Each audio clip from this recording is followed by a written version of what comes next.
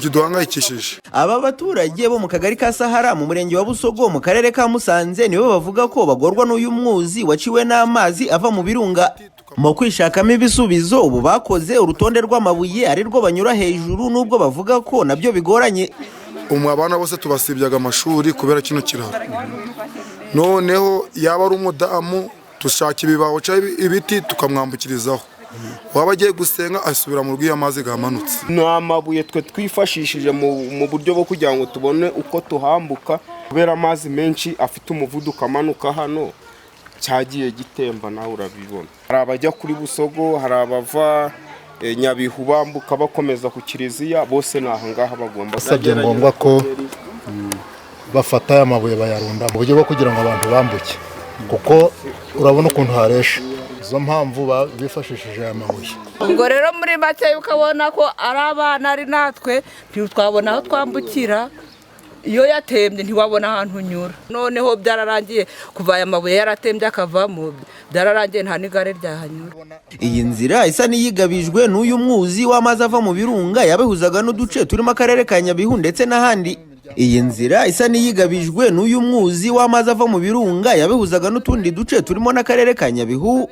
Ubu bigoranye kuhanyuza umusaruro, bagasaba ko bafashwa bakubakirwa ikiraro.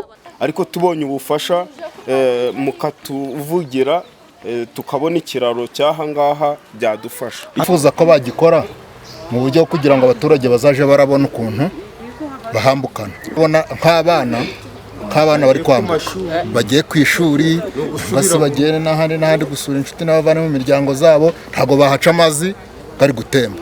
Kugira ngo mudutere inkunga mudusabire nyine ubufasha hirya, baze badufashe ku buryo twabona nyine abantu badukorera ibiraro bizima, ubwo nyine amazi yaza akatambuka nyine n'imodoka nyine zikaba zakwambuka. Turasaba nyine ubuvugizi kugira ngo badukore ikiraro gikomeye ku buryo nibwo umuzigo waba gwatembye umuntu yanakwambuka nta kibazo. Ubwo icyo twifuza ni ukugira ngo Icyakora umuyobozi w'akarere ka Musanze wungirije ushinzwe iterambere ry'ubukungu Madamu Wanyirigira Clarisse avuga ko bagiye kuhagera bakareba icyo bafasha aba baturage, ngo cyane ko hari n'umushinga mugari uteganijwe gukemura ibibazo nk'ibi.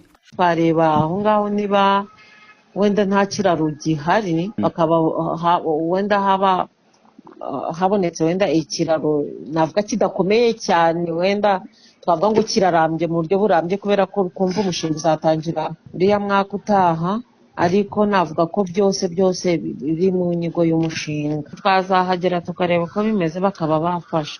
Uretse kuba bisa n'ibyahagaritse ubuhahirane n'imigenderanire yaha muri aka gace, abatuye aha banavuga ko habera impanuka, cyane ko hari n'abanyuramo bakavunikiramo, dore ko bahamya ko nta n'icyumweru cyashira hataguyemo umuntu kandi bikamugiraho ingaruka.